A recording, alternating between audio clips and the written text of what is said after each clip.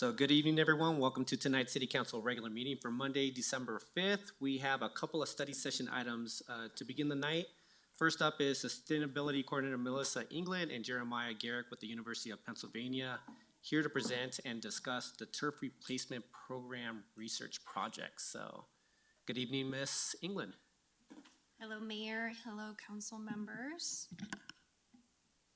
I am joined here tonight with Jeremiah Garrick, right up there. And we are going to present tonight on HB 221151, or the state's turf replacement program.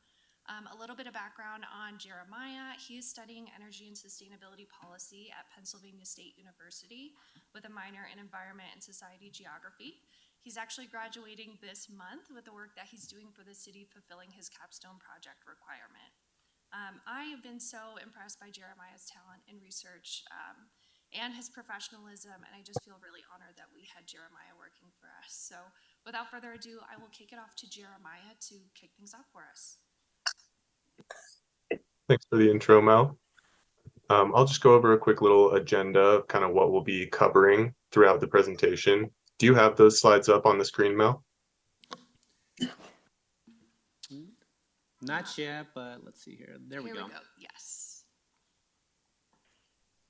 Go ahead, Jeremiah. Okay.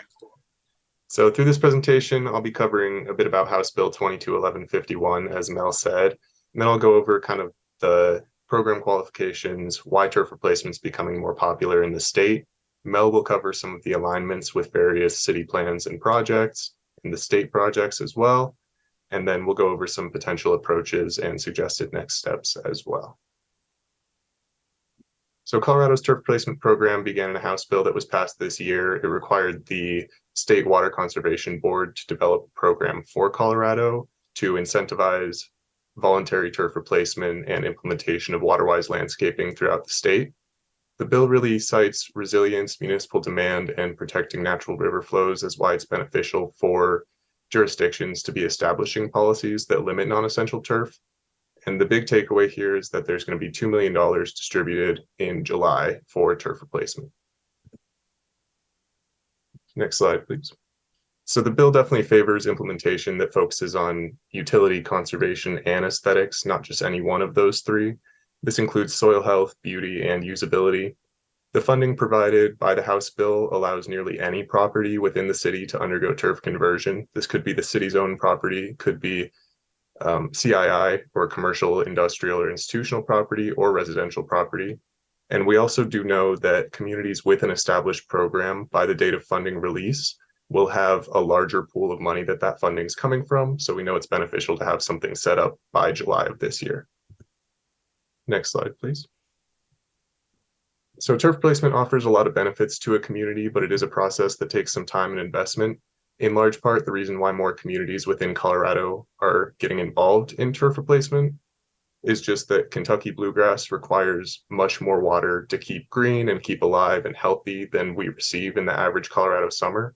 This is actively being compounded by climate change as our summers are getting hotter and precipitation is becoming more varied overall. And now Mel will cover some of the various alignments. Thank you. So looking at turf replacement aligns really well with current City of Englewood plans. Most notably, this is listed as a key project in the strategic plan under the sustainability section, specifically to help with education and financing for turf replacement with low water landscaping in alignment with Bill HB 221151 around a turf replacement program. This will also assist the city in reaching our water efficiency goal to be defined in our upcoming water efficiency plan. This work also aligns really well with current city projects, and I feel like I would be really remiss not to bring up the incredible work done at Depot Park by our Parks Department and residents. This project really has served as an incredible place to educate and inspire residents on native landscaping, water conservation, and pollinators. And then finally, this work aligns really well with the state, namely their 2023 water plan. So in this plan, it states that Colorado's drier future will make current urban landscapes unsustainable. and that we need to start building these landscapes of the future by identifying and planting more appropriately. So helping residents and assisting them in turf replacement is a really great way for Englewood to help them prepare for this drier future. And as there is funding currently available, a lot of communities in Colorado are taking various different approaches or looking into various different approaches to get a project like this going. One potential approach would be to build a program for Englewood residents from the ground up. It's important to keep in mind the staff time and initial startup costs that can be involved in something like this, but it really can create a program that's tailored exactly for Englewood's wants and needs. Another approach would be to partner with Resource Central. Resource Central is a local nonprofit that has a lot of experience regarding water conservation and turf replacement within the state. They're an extremely valuable community resource, and this wouldn't give us much control over project implementation, but they are a tried and true community partner. A third option would be to mix something of an incentives program with redeveloping residential turf while also updating codes and policies for new developments in an effort to limit excessive turf in new developments, as well as kind of get rid of some of the old turf and save some water there. That has a more kind of sweeping impact, but it does mandate certain requirements rather than just incentivizing redeveloping turf. Next slide, please. And as I said, one approach that the cities are currently taking is to do kind of a stick and carrot approach. Aurora is currently taking this approach. As it currently stands, they offer a rebate to residents based on materials used for their landscaping rather than square foot of grass removed, as a lot of places do. This really allows the city to give the citizens some flexibility and cover the initial materials, but ensure they're not overpaying or underpaying for it. Programs like this can get pretty expensive. In Aurora's case specifically, the money is set aside from the city conservation budget, and it's paid to the citizen in two parts. 65% initially in an effort to kind of help cover some of those initial costs, and then 35% after 1 year to ensure success of implementation and proper maintenance of the landscape. Next slide, please. As I said about Resource Central, they're definitely a tried and true community partner in Colorado. All of these communities are currently participating in their turf replacement program, which is just one of many water conservation programs that they offer.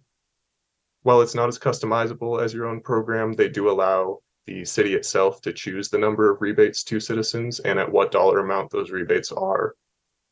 And the turf replacement program, it allows citizens to remove an amount of turf from their lawn, and they receive between 1 and 3 garden in a box kits, which are basically pre-made kits of native Colorado low water use plants that they can easily and aesthetically xeriscape their newly uncovered soil with. The Resource Central turf replacement program is something that would qualify for the House bill funding as an existing program. Next slide, please. And to quickly give an example of how a typical turf replacement goes, I'll quickly cover the steps of Arapahoe County's recent 3-acre conversion that they did at a building or a facility in Littleton. This is a larger scale project than most residential yards would be, but kind of the work itself is very similar. And it starts with kind of prepping, site mapping, testing and removal of irrigation, grass removal, and weed control. In this example specifically, they chose to add mulch, add a dry creek bed, plant a pollinator garden, and then plant the actual seed mix itself. In this example, the seed mix that they used required about a month of watering and weed control until that grass was established. And after that point, there should be no need to irrigate any of this turf after establishment. And so projects like this could be achieved in part with the Colorado House bill funding and can be contracted out as well. And now Mel will cover some suggested next steps. Great, so to close, the following are some suggested short and long-term next steps. So the first suggested next step is to partner to participate in the lawn replacement program via Resource Central in 2023. This would be $10,000 via the utilities fund with a likely $5,000 return through HB 221151. Some of the benefits include that this is a proven established program. It's significantly less staff time than creating a program from scratch.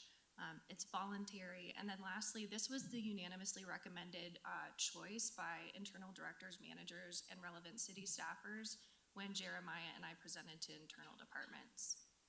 The suggested next step is to participate in the Garden in a Box program via Resource Central as well in 2023 via the general fund. And while this doesn't qualify for HB 221151 funds, it is a suggested next step for two reasons. So first, it fulfills a repeated request by residents, which I'm sure you all are familiar with, to participate in this program specifically. And then also it helps provide an alternative to participation for those who maybe aren't interested in turf removal or maybe not interested just yet, but really want to increase water-wise landscaping on their property.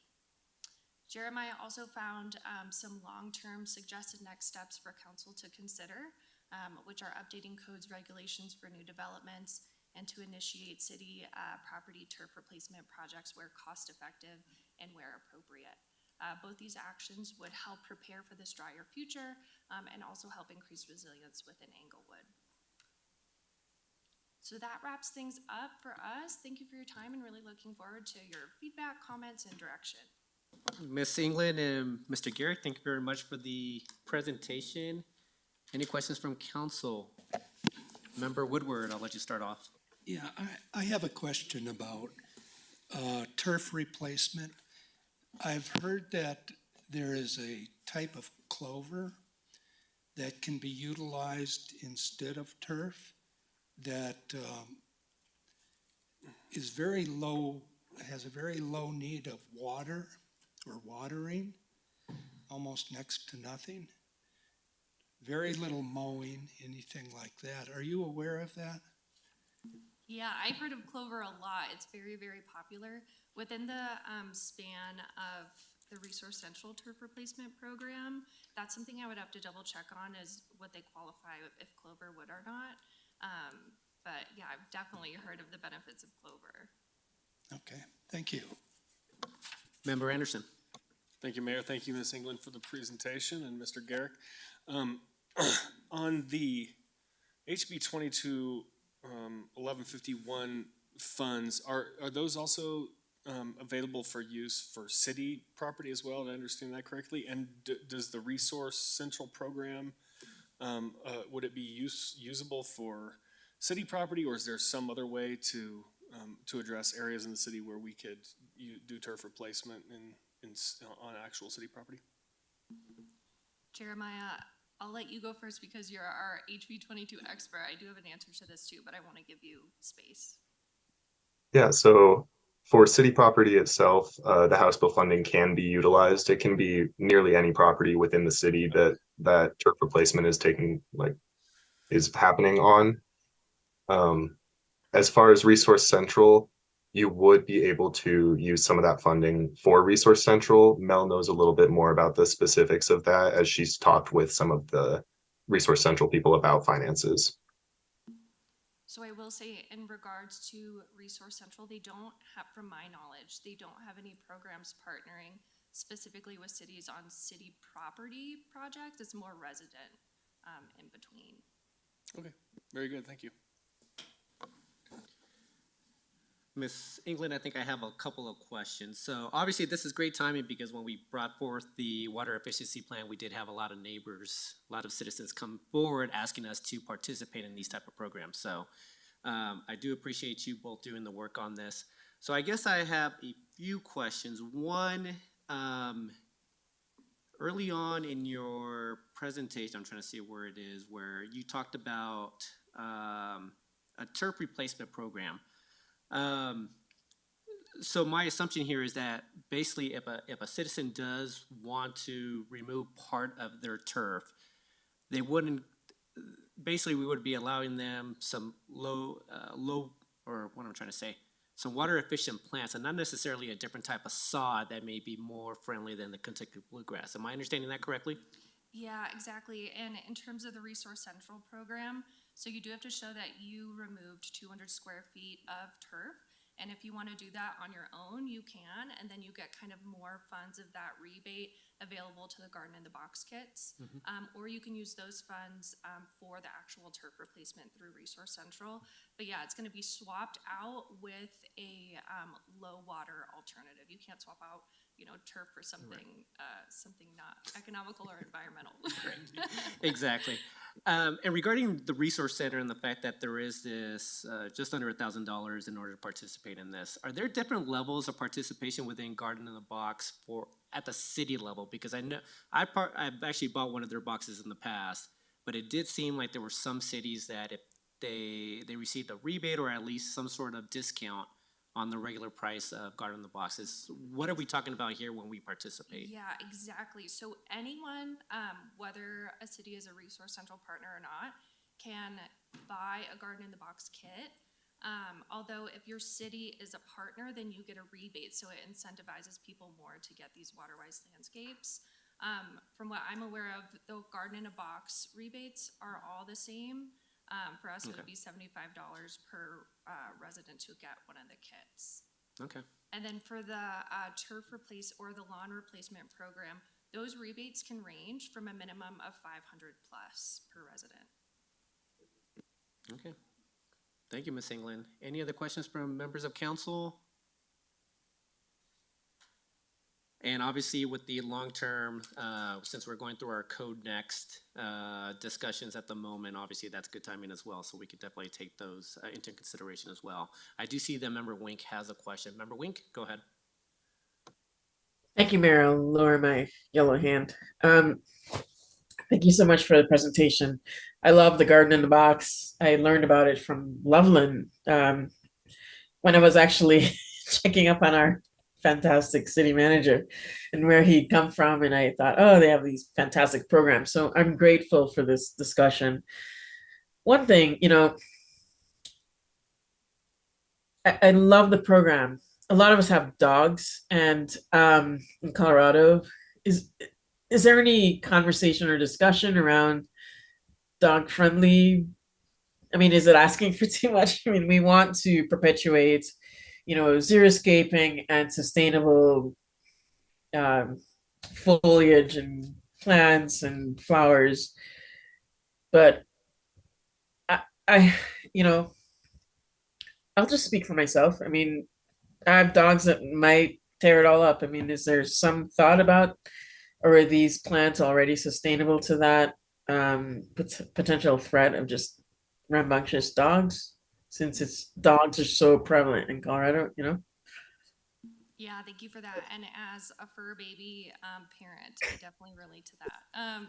So the good thing about not the Garden in the Box, the lawn replacement program, you only minimally have to do 200 square feet. That's not your entire lawn or anything. And so you can still have Kentucky bluegrass. You can have everything to have, an active lawn for your pets or whatever you would like. And in terms of the planting, I have yet to hear of an issue with plants and or native plants and dogs. But yeah, there definitely still would be used area for turf. Okay, good. That's fair. Thank you. Thank you so much. This is a great discussion. I'm so happy you're here tonight. Thank you, Mayor. Perfect. Any other questions from council? So, Ms. Englund, thank you very much for the presentation tonight. Mr. Garrick, congratulations on your upcoming graduation. Thank you very much for putting up or presenting us with this information on an optional program for our citizens. So it's not mandatory. This is something that they want to take part of. They can do so. So thank you very much for the presentation tonight. I'm looking forward to the next steps here. Thank you. Moving on to the second agenda item for the night, we have Planning Manager Bryan Isham and Planning II Erik Sampson here to present and discuss an overview of the proposed STR ordinance revision, which is short-term rentals. So, good evening, Mr. Sampson. Good evening, Mayor, members of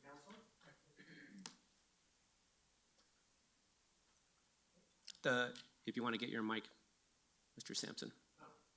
No, it's not on yet. We need to turn it on. Green light, there it is. Perfect. Yeah. Okay, thank you. All right. Good evening, Mayor, members of council.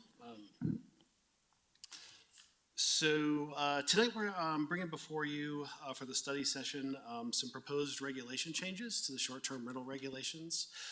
We've had these in place for about 2 years, and we did have noticed a couple things that were continually coming across in terms of the short-term rental regulations. And that is largely around enforcement. And that is the main two-prong enforcement issue is people that are advertising and utilizing an STR without a valid permit, and those who are operating an STR without being the primary resident of the property, which is one of the requirements in almost all of the city's zone districts.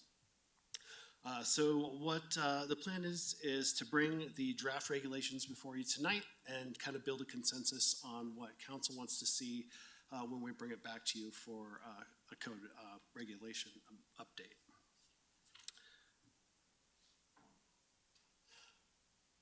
So one of the big things that staff found in the research and what other communities have done in a similar situation is provided a regulatory framework in order to put some onus on the booking service provider or hosting platform where the transaction takes place between the person operating the STR and the potential guests. And so we feel that being able to adjust the regulations in order to provide that framework to charge the booking service provider and establish what would be considered an illegal transaction would help increase compliance with the short-term rentals in Englewood. One of the most prominent examples is Denver to the north, and in their regulations, they actually fine the booking service provider hosting platform $1,000 per incident per day for any transaction or legal transaction that takes place. And that would be for a person who does not have a valid STR permit license or is not the primary resident of that property that they're advertising. And so part of this code establishes those illegal transactions.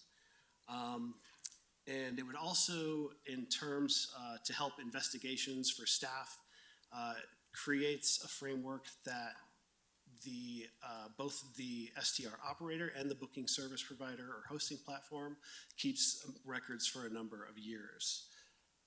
I'm going to hop ahead here real quick and talk about that. So what we were proposing for STR permittees, they were required to have the total number of nights the STR was rented and the dates in which it was rented by guests. As for hosting platforms, which would be Airbnb, VRBO, all of those, that would be the name of the person who offered the STR, the address of the STR, dates in which it was booked, the price paid, and the STR license number. One of the big steps in this draft proposed changes is to define hosting platform. And our proposed definition in the draft is any person or entity that facilitates reservations or payments between a short-term rental licensee and a person seeking accommodations for a period of less than 30 days.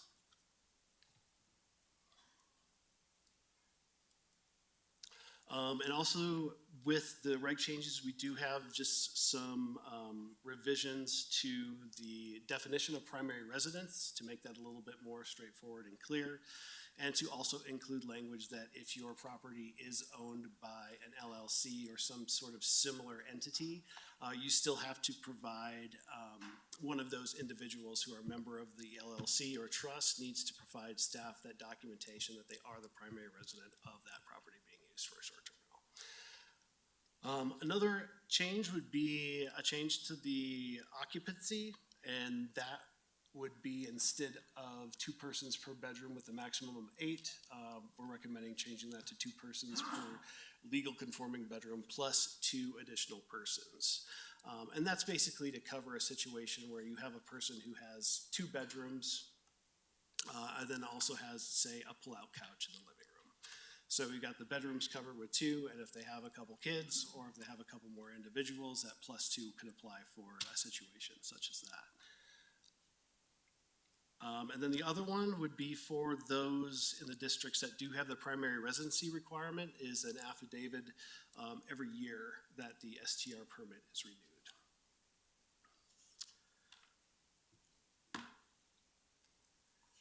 And that is a broad overview of the proposed reg changes, but I wanted to leave some time for Q&A with council members. Sounds great, Mr. Sampson. Thank you very much for that presentation. Any questions from council? Mayor Pro Tem.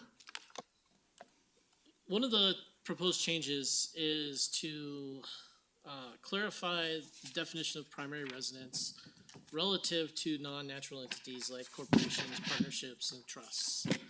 Do you know offhand how many of those types of entities we currently have licensed as STR operators in England? It is not many. I believe it's 1 or 2. Okay, that is my first question. I will Yeah, move on. okay. Let me move to Member Woodward and then Member Russell. Member Woodward. Okay, under the record keeping, you're suggesting that the owner should keep records for a year, and then the vendor, I think, is keeping it for 3 years? Or I think it's 2 years for the operator and 5 years for the booking service provider or hosting platform. I see 1 year. Oh, so, okay. Well, then it's 1 year. I think it's 1 and, Yeah, I would like to see the operator, the owner, keeping records for 3 years. okay. I mean, real estate people have to keep their records for 7 years. I think somebody that's renting space or renting stuff like that. And I think ultimately, from a safety point of view, the police department would appreciate that too. Yeah.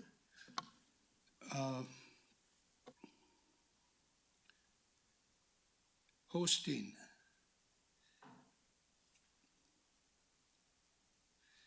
I have, you know, I see a couple things here where we're looking at basically fining the vendor. Yes. I'm wondering why we're not fining the owner also. So based on our research, it seems that the most effective regulations have been putting that onus on the booking service provider. A lot of the major cities have done this, and that would include LA, Washington, DC, Boston, Seattle, et cetera. They have all imposed a regulatory framework where the booking service provider is kind of the crux of the financial burden that is imposed. Do you know what percentage of the actual leases or rental agreements happen through those organizations? Do most of them? Yes, it is the vast majority of them that take place through their Airbnb and VRBO. Those are two of the largest ones, but there are a handful of smaller entities. The intent is to have the same regulation apply to each and every one of those. Yeah, okay. And regarding the applicants or the ownership, I would like to see corporations deleted. I can understand partnerships, general partnerships. I mean, then you've got somebody in charge there.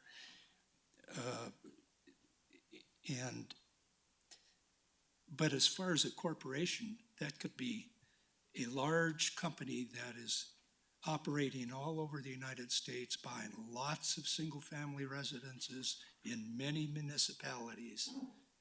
And I don't want them signing off as the primary resident.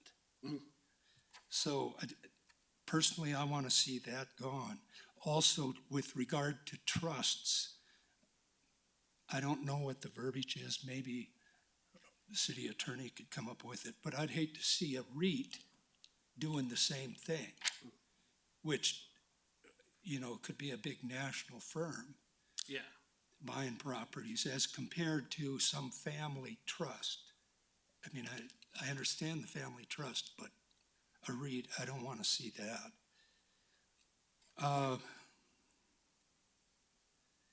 And also, do we have a proof of authority to sign for these, some sort of document that shows us that they have the authority to sign as on behalf of whatever entity it is? I mean, if it's an individual, that's easy, but. Right, usually there has been some mechanism that has kind of differentiated between or pointed out who would be the specific primary resident of that property. But we can try to add some stuff to that would kind of tighten that up a little bit. Okay. And then under owner occupied primary residence, I think what we're saying there is this is where you sleep at night. Is that correct? What we would say would be your primary place of return for housing. What I'm thinking of is kind of like a person who lives in Englewood but does a lot of skiing over the winter up in the mountains, right? That's their primary resident, but you know, every weekend they're up skiing at Vail or Breckenridge, and then they have another, you know, or a week or something like that. But ultimately, that is their primary place of return. Yeah, I understand that. When you say return, though, when I'm thinking of residency, I'm thinking somewhat like your driver's license, like your election, supposed to be election. It's where you sleep. Your residence where you sleep at night. And I understand there's the snowbirds that are going to go for 3 months to Arizona or Florida or South Carolina, something like that. I get that, but I would just like that tightened up. Okay. So currently what the regulation has is we have them sign an affidavit that they are the primary resident of the property, and that affidavit needs to be notarized. So we do have that, and we also require 2 forms of either be driver's license. We do require a tax return at the moment, the tax return cover page, which shows the primary residence. And then we do allow a few other forms of proof of primary residency, which could include voter registration or some kind of Colorado ID card. Yeah, and I like some of the proof of residency. I think you could add U.S. passport to that if you're eliminating. I noticed, I think you were eliminating some, but a U.S. passport would work also. And I would like to see the notarized affidavit remain a part of that. Okay. So somebody is responsible, totally responsible. Member Woodward, do you mind if I go to Member Russell? Go ahead. Go ahead, Member Russell. Thank you. And I have a couple of the same questions. I also want to see that the residency affidavit has to be notarized. I don't want to drop that requirement. I don't want to drop the requirement for having the tax return, the state tax return. You have a whole list and they only have to come up with 2 of them. I think that the state tax return should be one that's required. Okay. Do you prefer state or federal? One of either? Well, it said in here, state, correct, and with all the stuff redacted, but I mean, I don't care if it's state or federal. I want something, anybody can go down and get an ID. They don't necessarily come and check whether you really live there or not. If I saw in here also that if you go to the county, it has to be the name that is on the ownership of the house. Then that person has to be the primary resident also. I mean, when I read through here, I was a little bit troubled by all of the exceptions where it allowed for it to be somebody other than the primary resident. One of them was, let's see, it's on page 6 of the ordinance. under notice of inspection, it says, such notice may be personally served upon the owners or by posting the notice on the STR property by mailing the notice to the owners at their last known address. If their address is not the STR, then they shouldn't be a STR owner. If we're requiring the primary resident has to be the owner. I really felt like a couple years ago when we were talking about this, and I voted no, it has created a lot of problems. And I think at the time Denver has, and probably still does have, a designated team. We don't really have a designated team. I knew at the time we couldn't take care of it. And I really do believe that sure, we ought to build the hosting company to hold some accountability, but I also agree with Councilmember Woodward. The owner has to take some responsibility in this, and there ought to be a penalty to the owner as well. Because, you know, they wanted this, they need to take responsibility.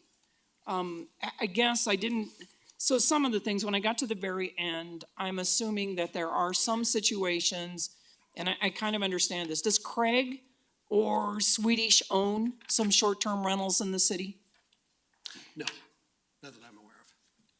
Then in here it allows for if a hospital, so I'm assuming if somebody needs long-term care and they've turned the property into a short-term rental to cover that, I understand that. But I think, do we have any of those in Englewood right now? So we do have, and just to kind of back up on what the original ordinance, the intent was, is that we have the primary residency requirement in all of our residential zone districts and some of our mixed use.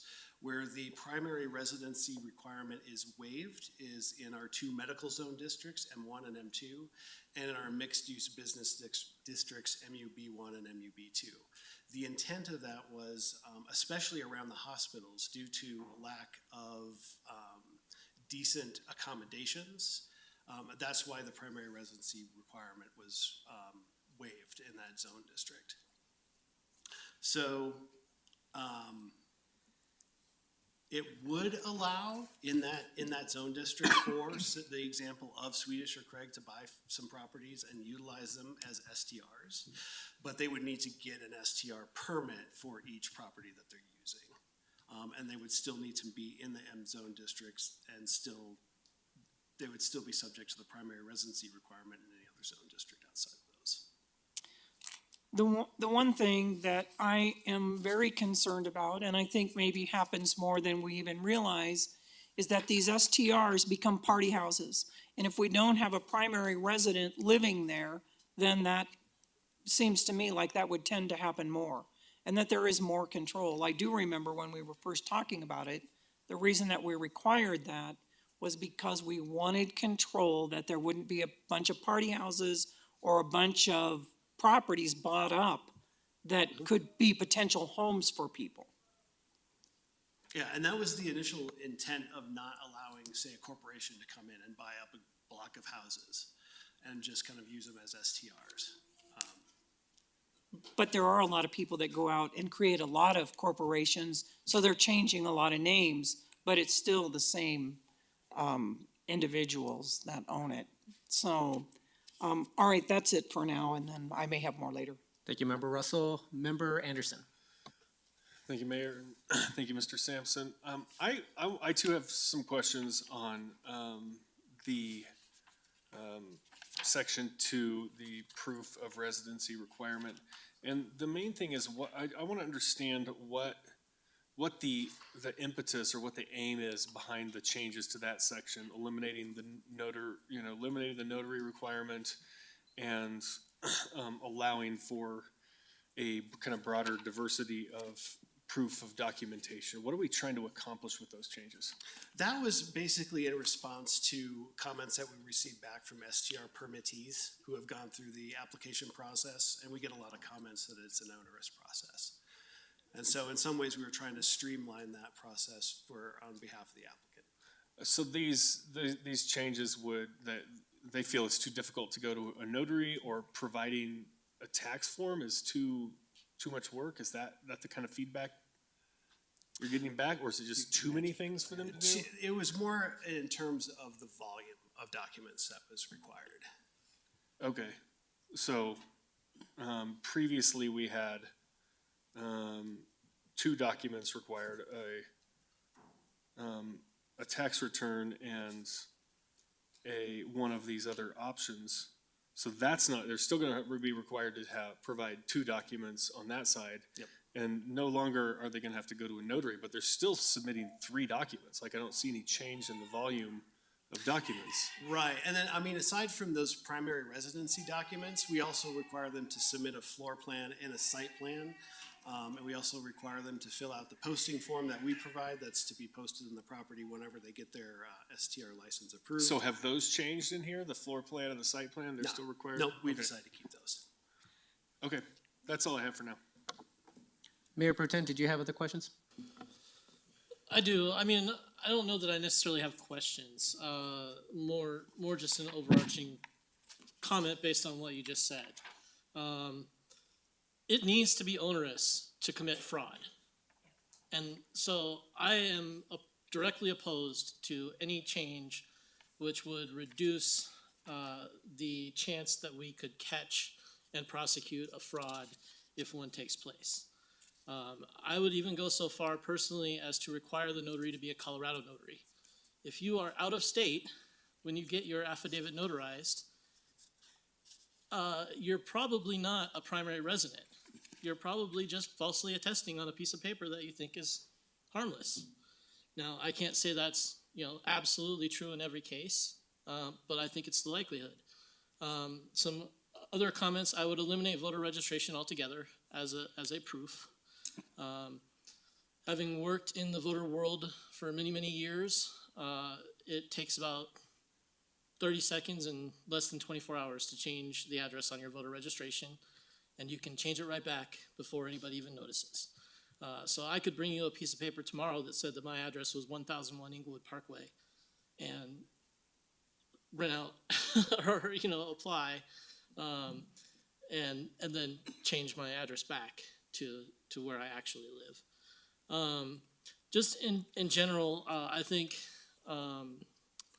it's important to have all owners sign off on the process.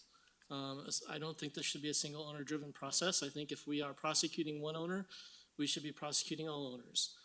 In the event that we find out that someone purchased a house in Englewood as an investment, used it as a short-term rental, caused potential disruption in the neighborhood, treated us as if we are incapable of enforcing our laws, I want to see them all go down as a whole, not just one of them. And I support Member Woodward's assertion about fining the property owner as well as the rental site.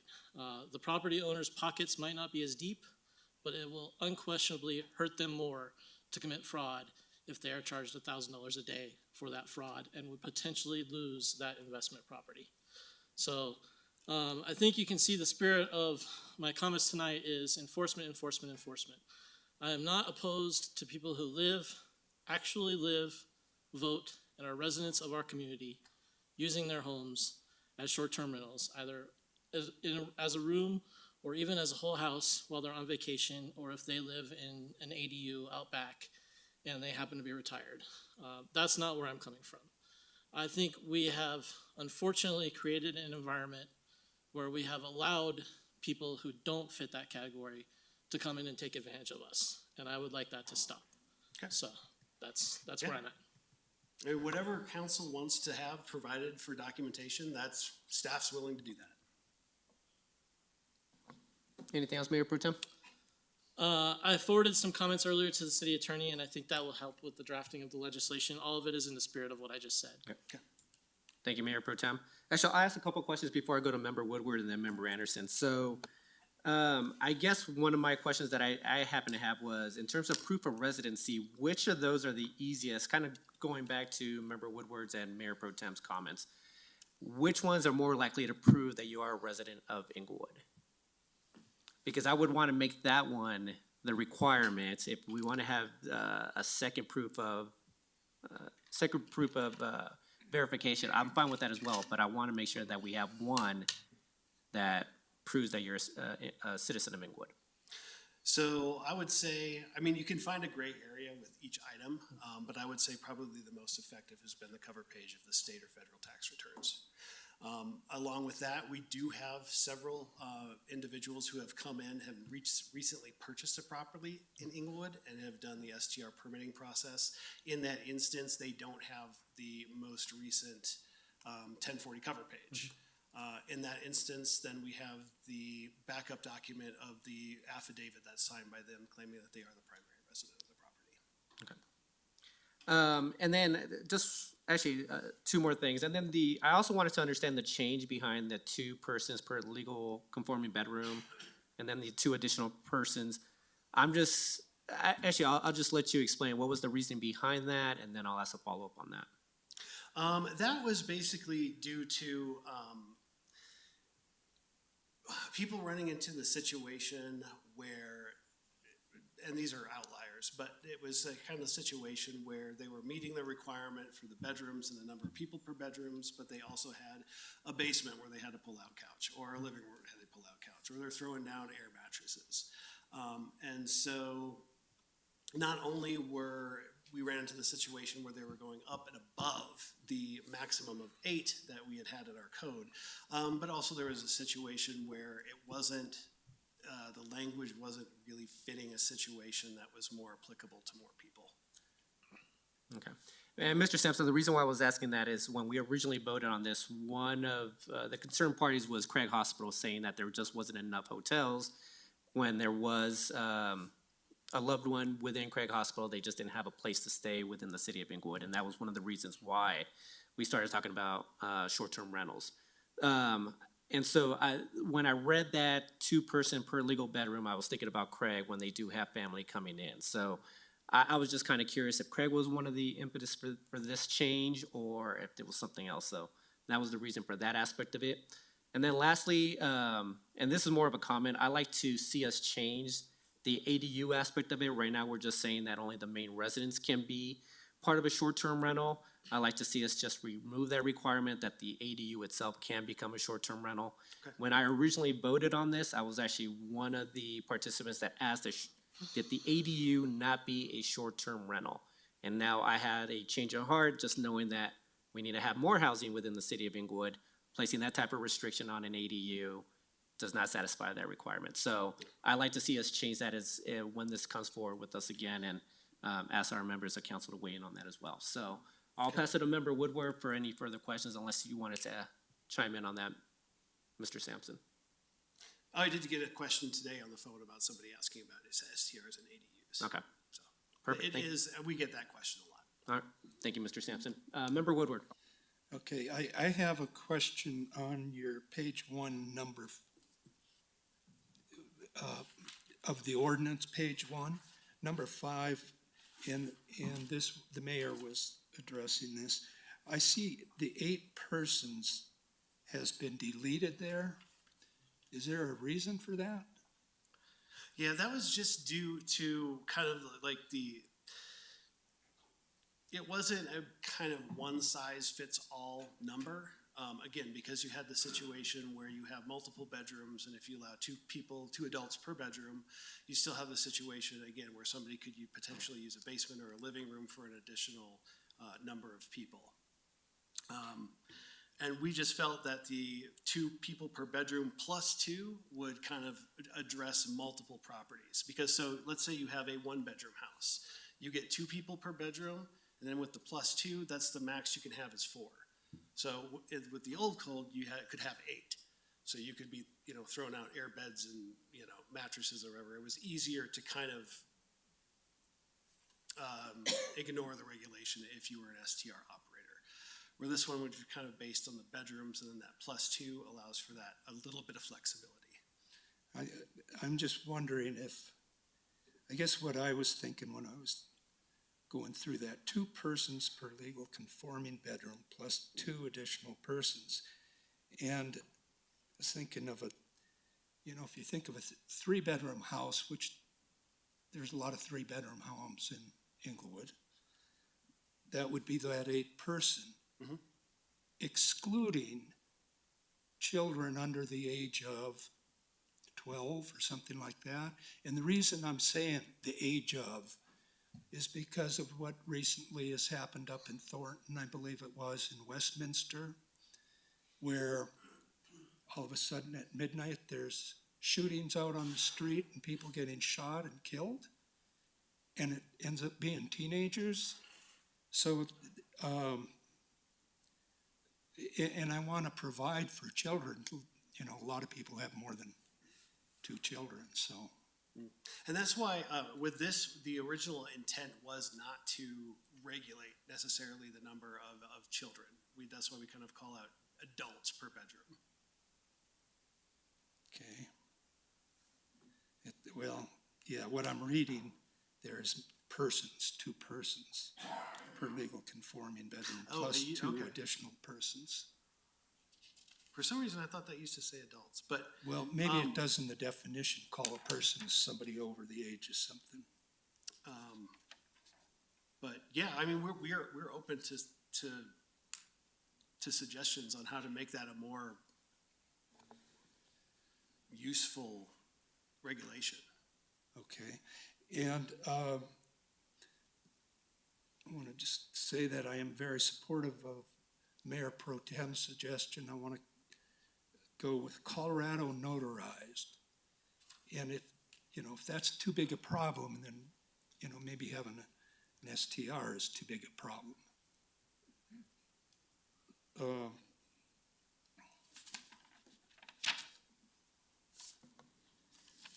That's, Anything else, Member Woodward, or can I pass it to I, Member Anderson?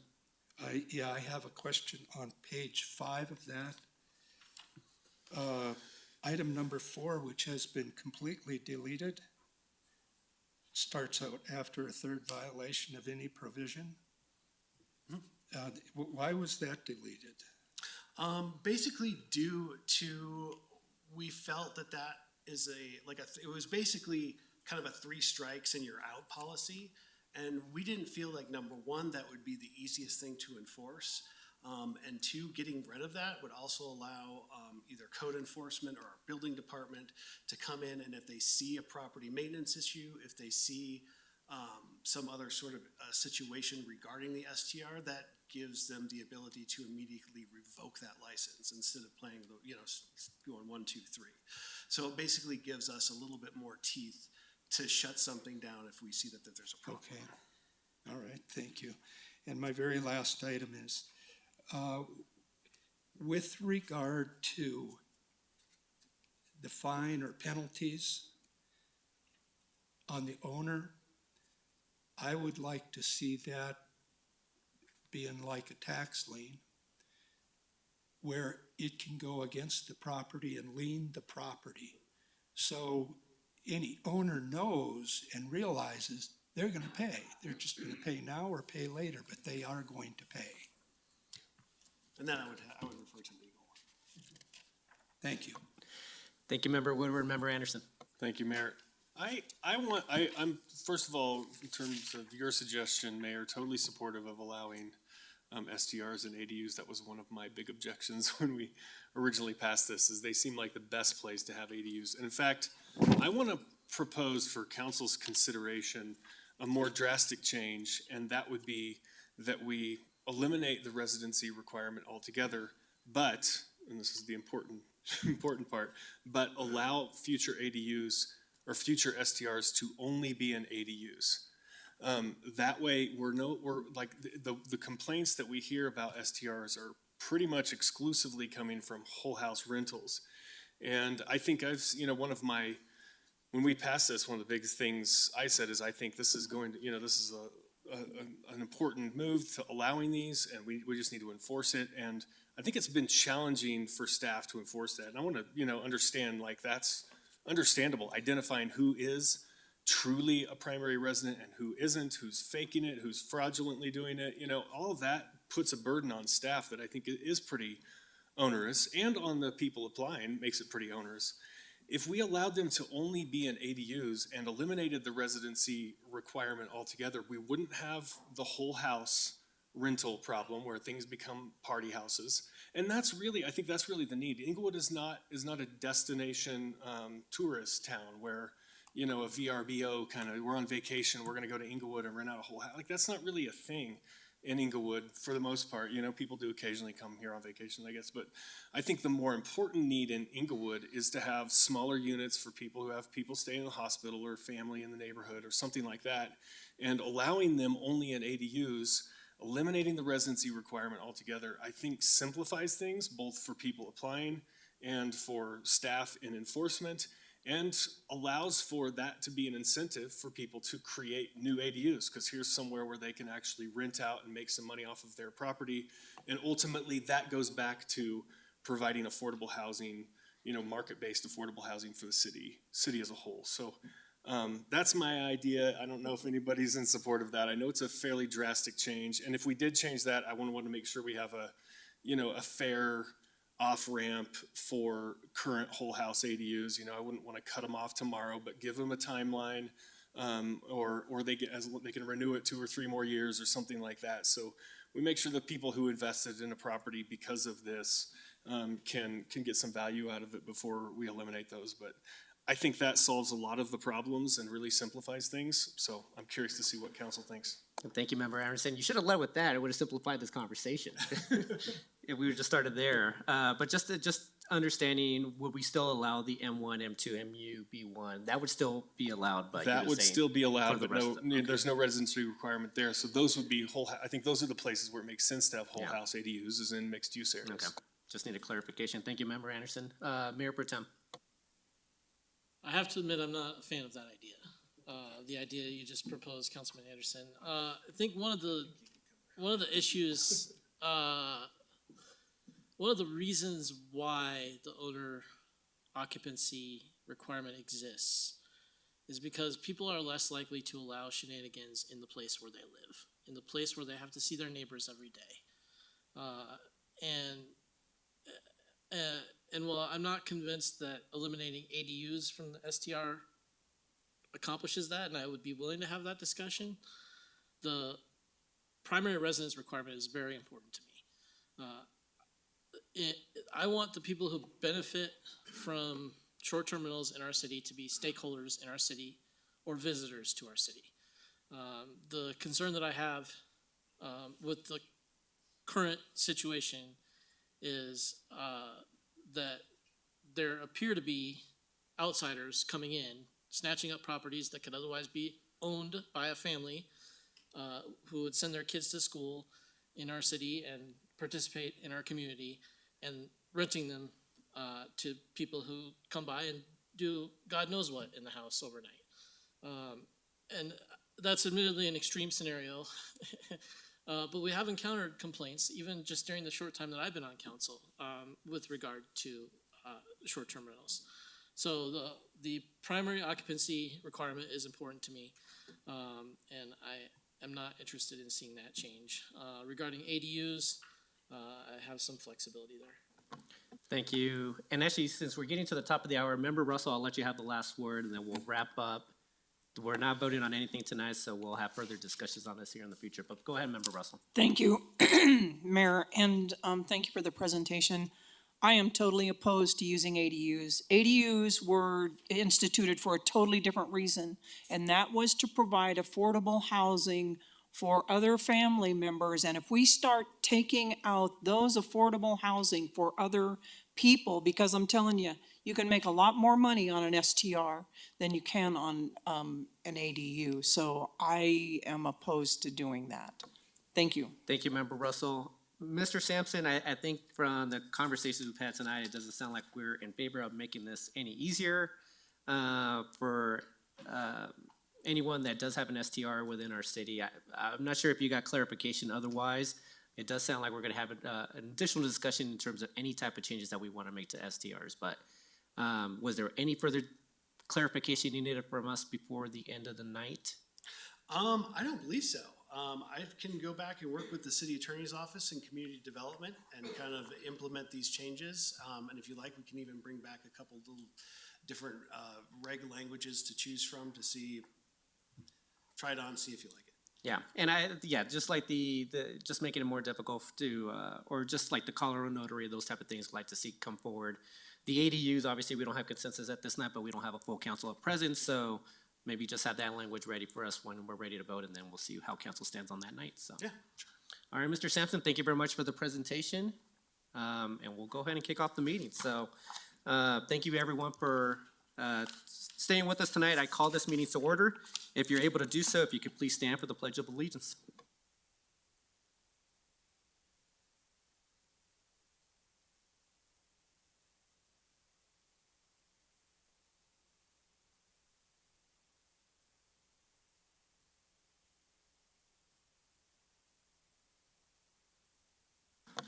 Thank you. City Clerk, can you please take roll call? Yes, good evening. Member Anderson, Present. Member Noonenkamp, Member Russell, Present. Mayor Pro Tem Ward, Present. Member Wink, Member Present. Member Woodward, Present. Mayor Sierra. Present. 6 council members present, 1 absent, and that's Councilmember Noonenkamp. And Member Noonenkamp did let me know that she would not be in attendance tonight. Moving on to agenda item 5, considerations of minutes from the previous meeting. Any changes to the minutes from the meeting on November 21st, 2022? Seeing none, can I get a motion to approve? Your Honor, I'll go ahead and move the minutes of November 21st. Thank you, Member Woodward. Could I get a second? Second. Thank you, Mayor Pro Tem. Can we please vote? Member Anderson, Aye. Member Noonenkamp. Oh, sorry. Member Russell, Abstain, I wasn't here. Mayor Pro Tem Ward, Aye. Point of Member- order. I don't think we can abstain even if we weren't present. I voted on it, but I think our ordinances require that we vote yes or no. City Attorney Nels, can you weigh in? I believe Member Anderson may be correct. Watch the meeting. I believe so too. You're only required to abstain if you have a conflict of interest. I can certainly understand the desire if you weren't here and didn't watch it, but as currently written, not being present at the meeting does not provide a basis to not approve the minutes. That's in our policy manual? I believe it's Yes. in code and the policy manual. But Okay. I can Aye. double check quickly.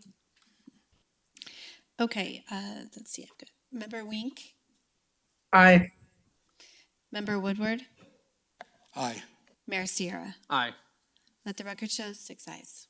Thank you. Moving on to agenda item 6, we have quite a crowd here tonight for the recognition of the students have made the amazing artwork that's going to be featured in the 2023 student calendar. So we're pleased to see very many of you here tonight.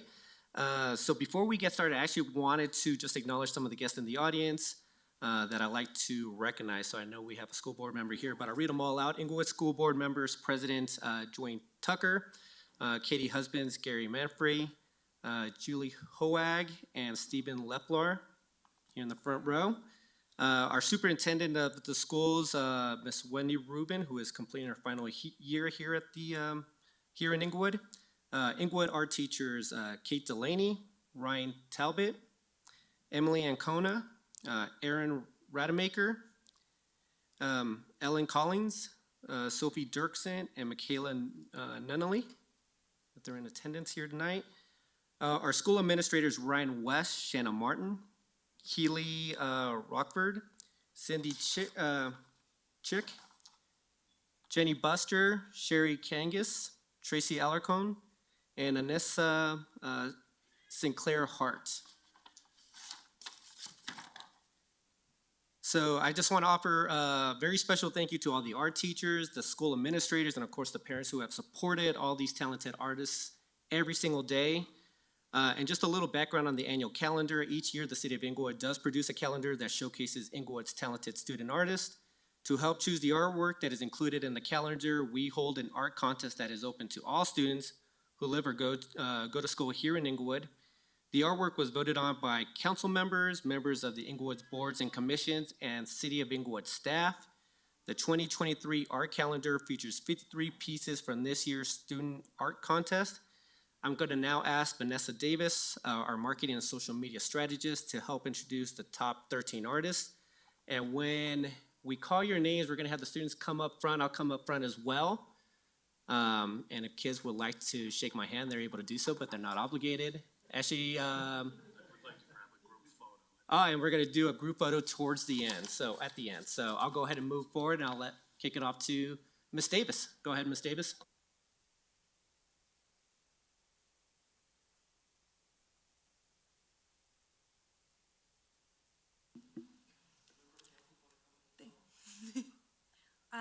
Thank you, Mayor Sierra. Before we recognize the artists, I would also love to acknowledge our very generous sponsor, Frame to Art. Brian Hart and his team are always given very tight deadlines to create the beautiful frames and art that we see every year, and they just blew it out of the park again this year, and we are so happy to have them as a continuous partner for this project. Now let's recognize the artists. Oh, sorry guys. I would like each artist to come forward as I call your name to take a picture with Mayor Sierra and your framed art. After the meeting, we would like to rehang your artwork up so it can continue to be displayed in the Civic Center for just a couple more months. But if you would like to take it home, you can absolutely do that. We also will have calendars for you in the back that you can pick up and take as many as you would like. And the 2023 calendar artists are Olivia Cooper,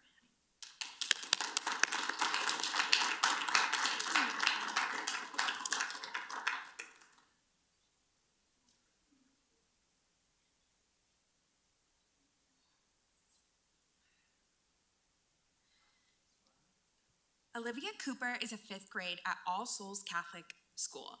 Olivia's piece is called Northern Lights and is featured on the cover of the 2023 Student Art Calendar.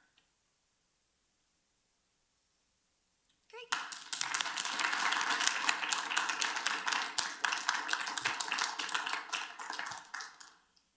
Kira Kapler.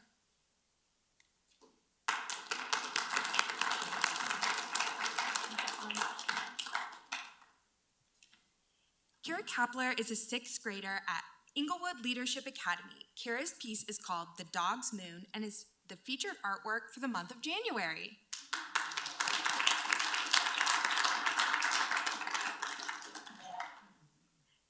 Dana Arnavar.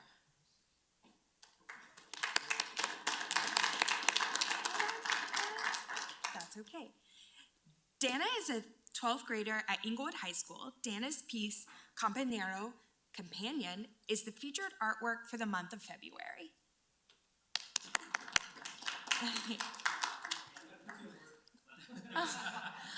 Montana Cooper. I think we had a presentation, but that's my bad.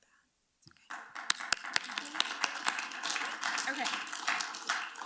Montana Cooper is a 5th grader at All Souls Catholic High School.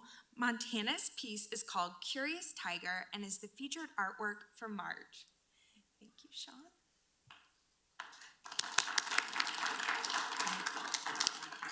Lena Abbott.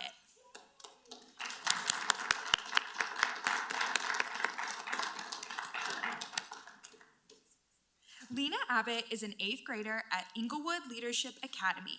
Lena's piece is called A Niffler's Paradise and is the featured artwork for April.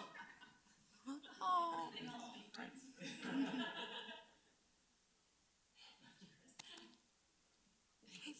Thank you,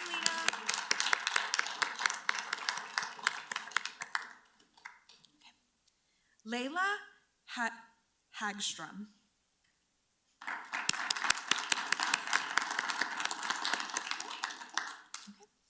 Layla is a 10th grader from Englewood High School. Layla's piece is called Floey the Jellyfish and is the featured artwork for May.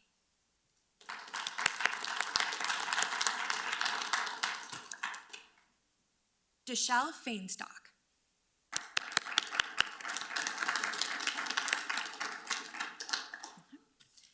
Deshelle is an 8th grader from Englewood High School. Deshelle's piece is called A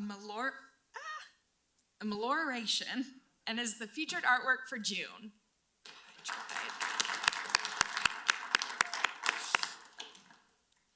Kaylee McCaskey.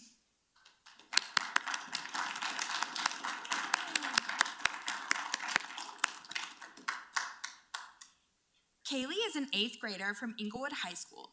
Kaylee's piece is titled Sweet Like a Summer Day and is the featured artwork for July.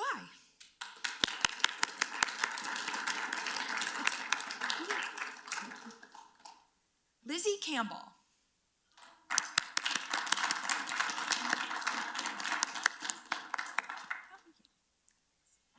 Lizzie Campbell is a 5th grader from Sherilyn Elementary School.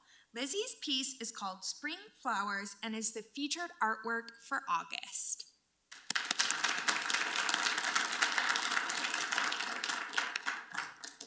Patrick Sederberg.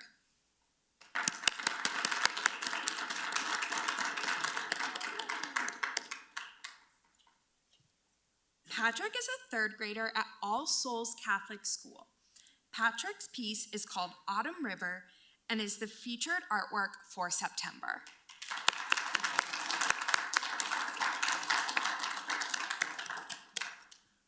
Bowen Perrin.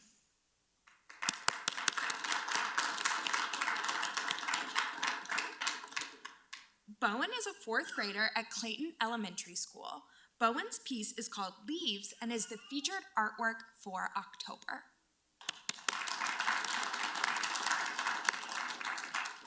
Sam Haas.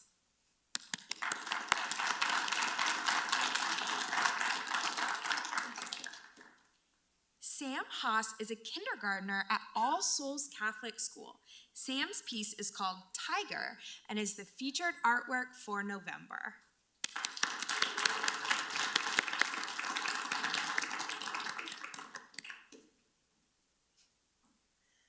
Charles Evans.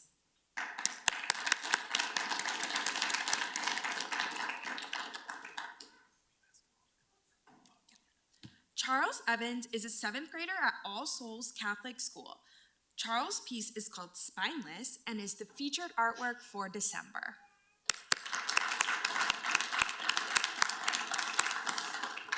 Congratulations to all of our artists, and if you would please come forward and take a group shot with Mayor Sierra. Yeah. The parents, you can also, the parents, you can also come up to snag a picture if you would like.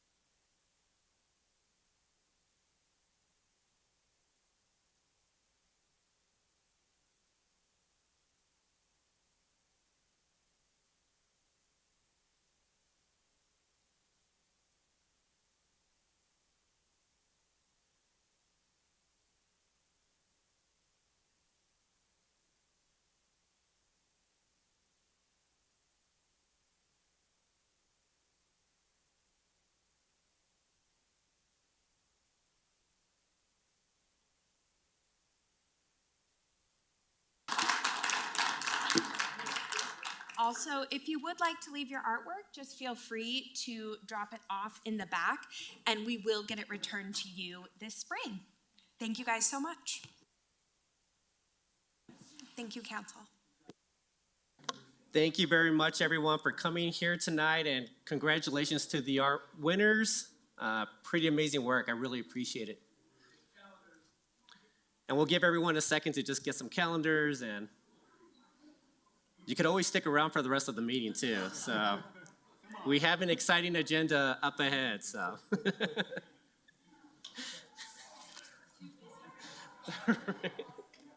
already bored them for an hour. Right. They're done.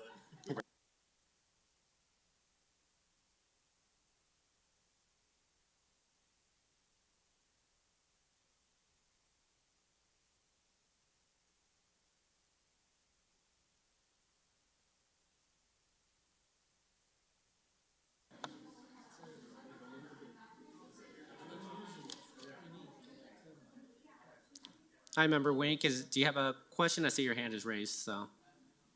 Thank you, Mayor. I just wanted to say that, Brian Hart and Frame the Art, these students do a fantastic job. And every year I've been on council, they've done a more impressive job. I mean, the artwork is just tremendous. And the age range is impressive.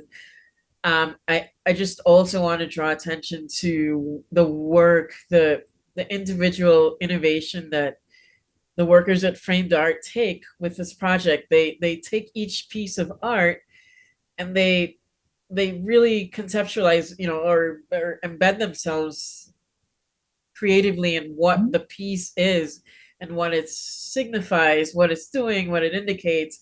And they spend a lot of hours above and beyond what, we may think in terms of creating innovative matting and frames and different presentation modules to bring to light what we see hanging in our foyer. And so um, when you look at all of them, it takes tremendous work and meticulous work and a lot of hours, and that they dedicate this to these amazing students and these artists.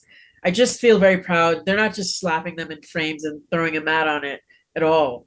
They're doing so much far and beyond that, and I'm just grateful. And it's always exciting, but I just wanted to recognize what Framed Art is also doing for these students.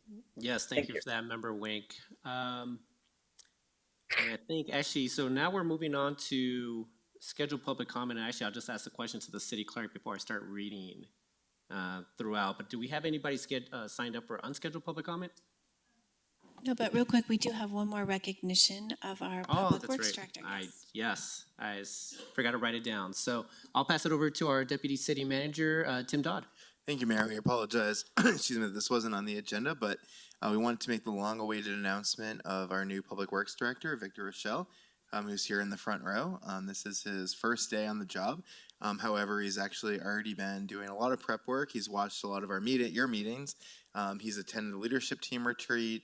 He's met with me and City Manager Lewis and all of his direct reports, as well as some of his counterpart directors. So he's ready to get the ground running.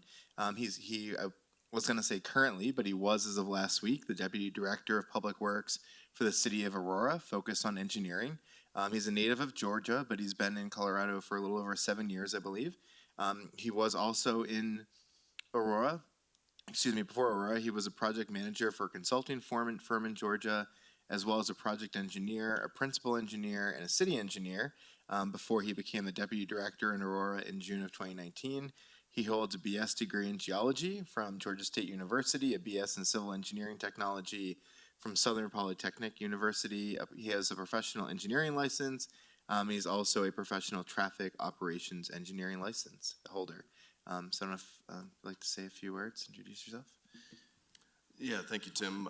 Good afternoon, Mayor and Council. Just really excited to be here. First day on the job. I have watched some previous council and dug into projects and some grants that we've already got and we'll be advancing. So just very excited to be part of the team and look forward to presenting and meeting with you in the future. Mr. Rochelle, and did I pronounce that correctly? That is correct. Yes, sir. We are looking forward to having you here within the city of Englund. So really appreciate your background and looking forward to working you here in the near future.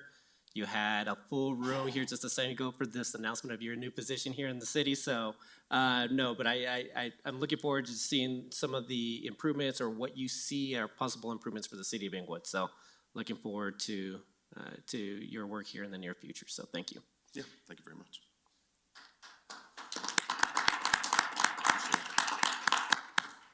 Perfect. So Member Woodward, go ahead. I'd just like to say welcome to the city and to the team, so to speak, and best wishes on that. Thank you. Anyone else? All right, seeing none, we'll go to scheduled public comment. I don't see anyone signed up for scheduled public comment for tonight, so do we have anyone for unscheduled public comment?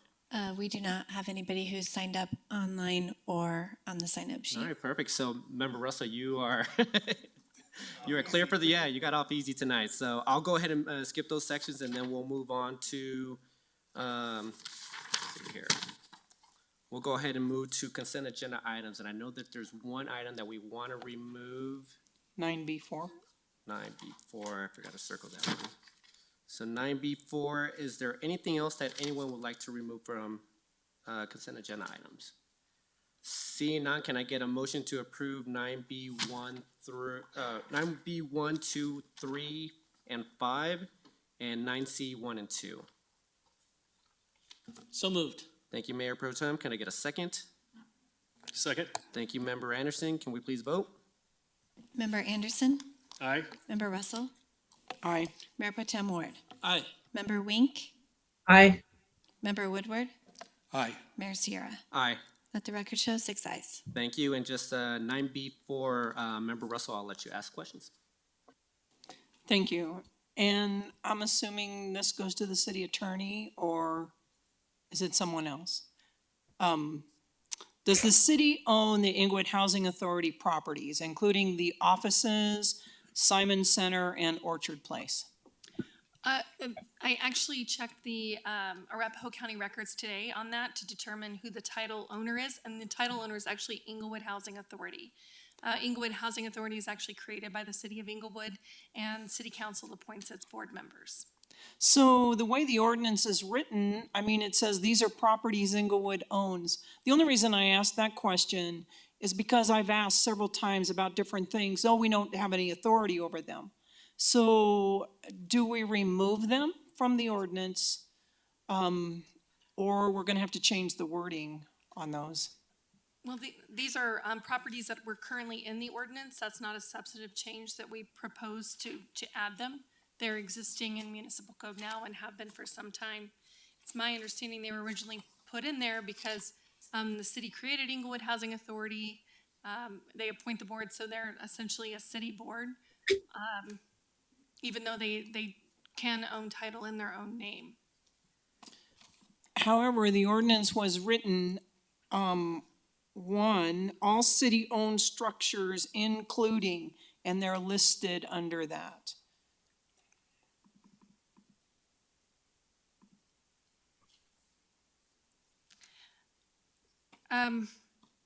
Yes, and I wrote that in there. I was the one that specifically wrote that language to make it clear that they were public properties. But yes, technically, we created the board, we appoint the board, but they can own title in their own name. So what I would propose is that we put this back for first reading tonight to remove the language all city-owned structures. Including, so that it would say the following public areas within the city of Englewood. Let me think about that for just a minute, as I should be thinking rather than talking.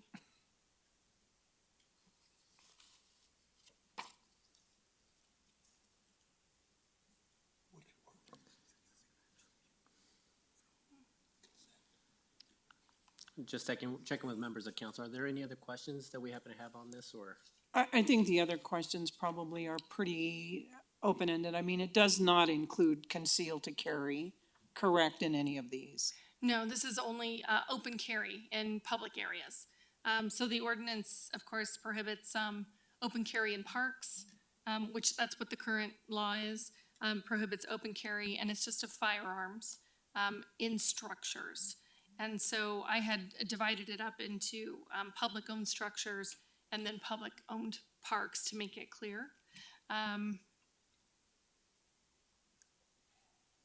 So I think we could pull it back, change it tonight to instead of say all city-owned structures, including, to instead say the following structures, so that it applies to Englewood Housing Authority structures as well, because technically it's not in the city's name. Or we could move forward with how it's written and approve it on second reading, even though the city technically is not the owner, given the city created the board and appointed the board members. And I don't think it would impact the enforceability of it in any way. And I don't think it will impact the enforceability of it. I guess the thing that I'm concerned about is there would be anything out there that indicates that the city owns Englewood Housing Authority or any of their buildings. I mean, it might not be necessarily good for them. So,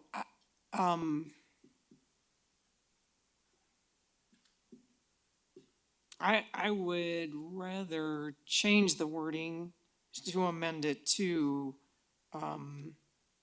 we could put structures within the city, including, Or perhaps I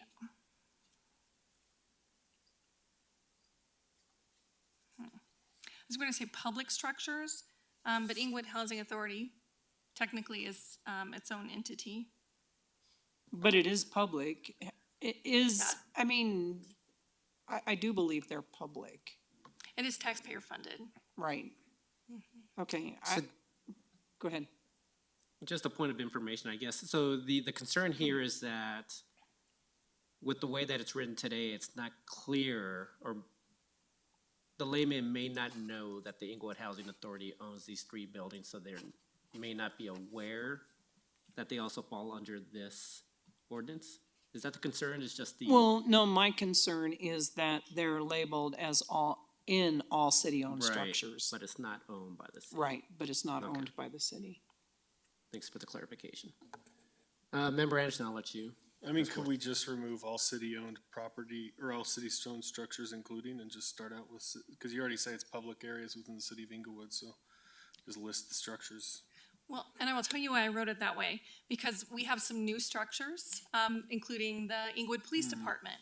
And so because the ordinance wasn't written in a way that it would include future city-owned structures, that's why I wrote it, so that if we built another new building, we wouldn't have to amend this ordinance again. So we could say, so I do want to include that. Is there a way we could leave it and then just at the end we could make a different phrase for Inglewood Housing Authority and their offices, including public-owned facilities? We could, you're seeing my process, which I normally do in the back of my office with the door shut, and I think all these things through. What I would request is we table this to the next meeting, then I will wordsmith it, correct the issues, yet still make sure that it would incorporate any future city structures, and then put it back on the next consent agenda. But responding to your concerns. And I really appreciate you bringing these forward. Sometimes we get in such a drafting groove that we fail to recognize this, and this was an important issue to raise. All right, thank you. Member Russell, if you want to go ahead and make the motion to table. I move that we table this until, do we want a date certain, like next Monday? Because I think we have a council meeting next Monday, correct? And it's a special session, so. Yes, that would be fine. Okay, I move to table 9B4 to December 12th, city council meeting. Thank you, Member Russell. Thank you, Mayor Pro Tem. Can we please vote? Member Anderson, Aye. Member Russell, Aye. Mayor Pro Tem Ward, Aye. Member Wink, Aye. Member Woodward, Aye. Mayor Sierra. Aye. Let the record show 6 ayes. Thank you. I'll ask members of council, do we want to take a break now? Or just move forward with the agenda? Are we good? Looks like we're good. All right, we'll move on to no public hearing items for tonight. We'll move to 11A1, approval of Council Bill 64, Bill for Ordinance to enter into a 10-year agreement with Comcast Dark Fiber. Up tonight is IT Director Jeremy King and IT Operations Manager Brad Krieger. Good evening.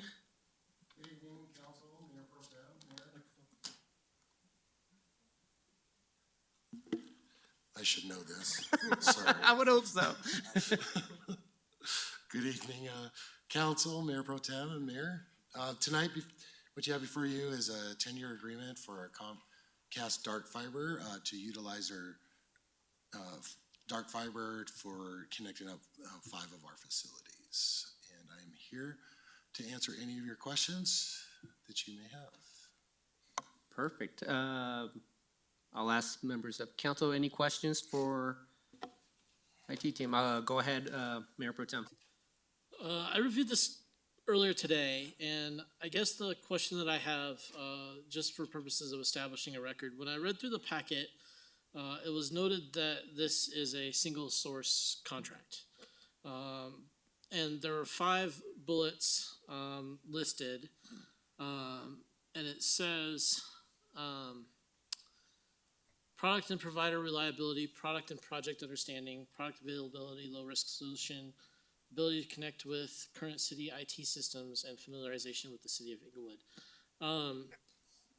I don't see that is further expounded on in the contract documents other than just those 5 bullets. Can you give us some more information as to why we went single source on this as opposed to bidding the project? Sure, sorry about that, and I reread that and forgot to expand more on that. Basically, as we know today, there's basically 2 carrier services with separate infrastructures, and I have to say separate infrastructures. You have Comcast, CenturyLink, well, they're Lumen now. They actually have complete different. So for our goal to get redundancies into our building, because currently right now we have no redundant connections into our building. So if that connection dies, that building goes down.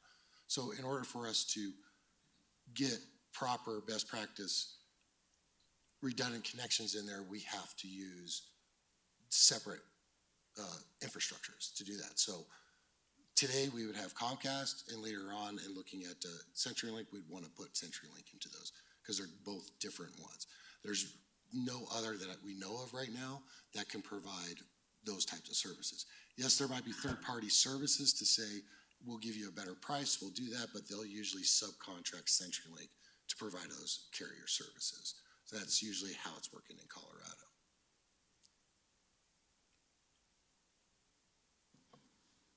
Anything further, Mayor Pro Tem? It does. I'm curious because I know that, like one of the big backbone providers that runs a sizable portion of the internet is Level 3, which has a headquarters here in Colorado. And not too long ago, we approved a contract for them to run fiber through our city. Have we checked with them, or are there any plans to check directly with them? Level 3? Yeah. Level 3 is Lumens now. Well, that's. Okay, you said CenturyLink. contract. So they all merged? They all have merged. Okay, thank you. That's right. Any further questions from council? Seeing none, can I get a motion to approve Council Bill 64? I'll move Council Bill 64. Thank you, Member Woodward. Could I get a second? Second. Thank you, Member Anderson. I heard an echo there. Any further comments? Seeing none, can we please vote? Member Anderson, Aye. Member Russell, Aye. Mayor Pro Tem Ward, Aye. Member Wink, Aye. Member Woodward, Aye. Mayor Sierra. Aye. Let the record show 6 ayes. Thank you, Director King and Mr. Krager for the presentation or the answering the questions. Thank you so much.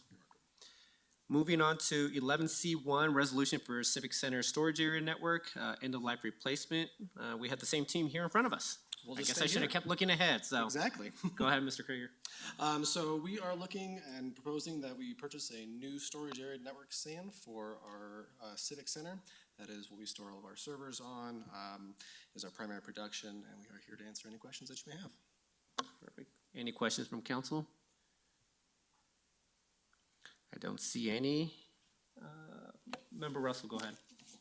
I have a question here, and I don't remember Sure. why I wrote it up here, but is it transferable? Is which part transfer?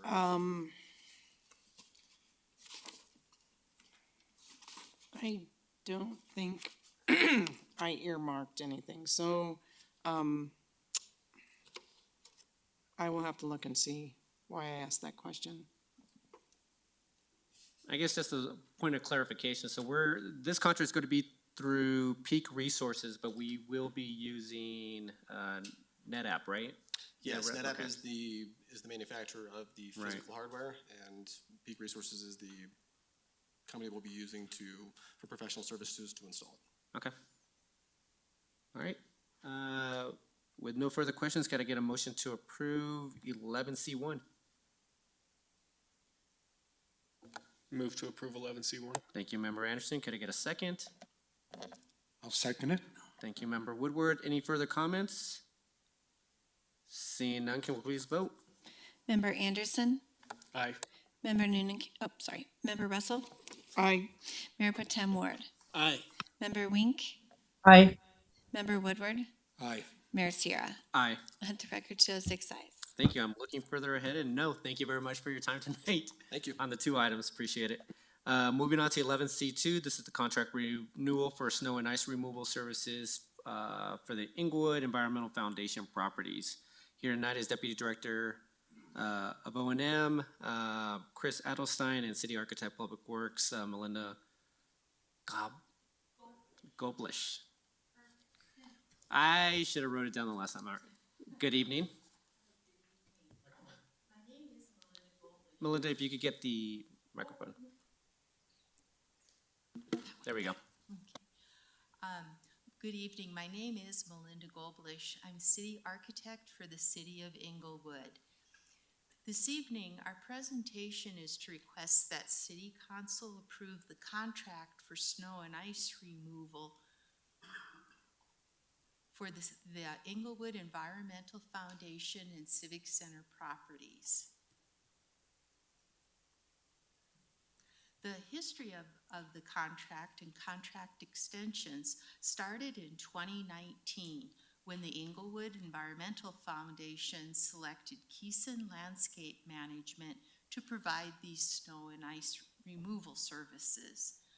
A second contract with Keeson in the amount of $280,000 was approved by City Council and issued in 2020.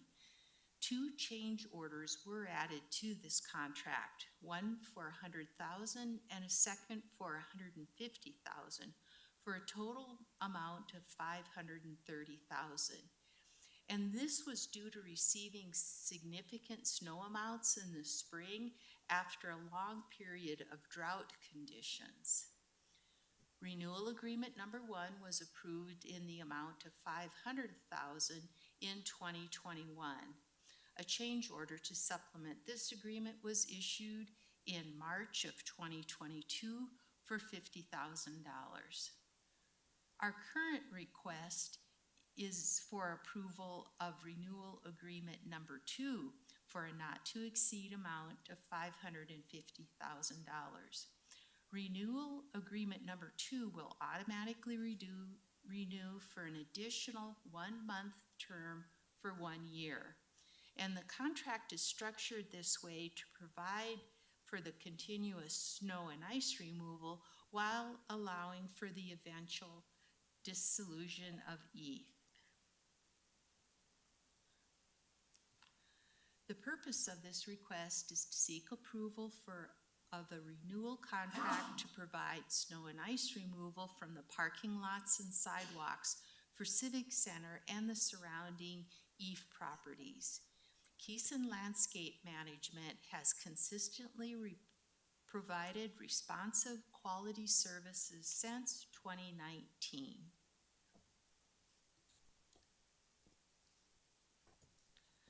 The ETH properties require continuous ice and snow removal to maintain safe, slip-resistant walks and drives after snow events. The ETH board did approve this contract at their meeting on November 14th. Renewal agreement number 2 will cover these services for an additional year, and while we had mentioned allowing for the future dissolution of ETH.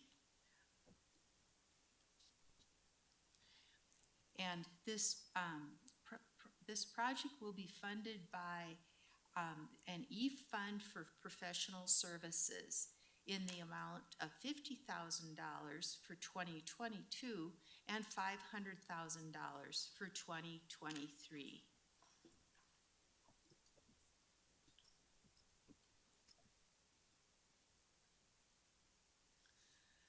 The staff recommends City Council approve by motion a contract for snow and ice removal for Keeson Landscape Management for a not to exceed amount of $550,000. Thank you. Thank you for the presentation, Ms. Goblish. Member Russell. Thank you, for the presentation. And do we have any idea when ETH is coming forward for dissolution? Actually, go ahead, City Attorney Niles.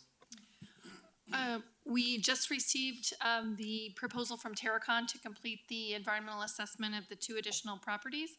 We forwarded that proposal to the EAF board to request authority to execute the proposal and authorize Terracon to proceed. It's my understanding the EAF board was scheduling a special meeting to consider that contract. There's a meeting on Thursday to do that.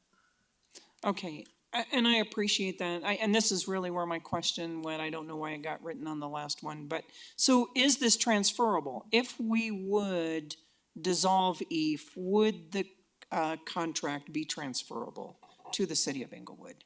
Yes, that is correct. Yeah, we do have the clause in there that it can be transferred. Okay, thank you. Go ahead, If I may- City Attorney Niles. There was a little wrinkle there. The EAF is the manager of the common areas under the common area agreement with the other tenants and property owners in the surrounding areas to choose a successor property manager. Everyone has to approve it. So I suppose it's not 100% that the city would be the successor property manager. Presumably the city would be, and everyone would approve it, and then the city would step into this contract. But whoever the property manager is would then assume this contract. Thank you. And then, so it's not just for city center, it's for all the common area maintenance? Okay, thank you.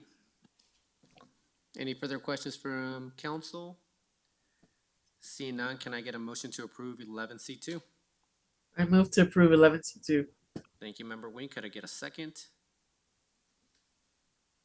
I'll second it. Thank you, Member Woodward. Not all at once. Any further comments? Seeing none, can we please vote?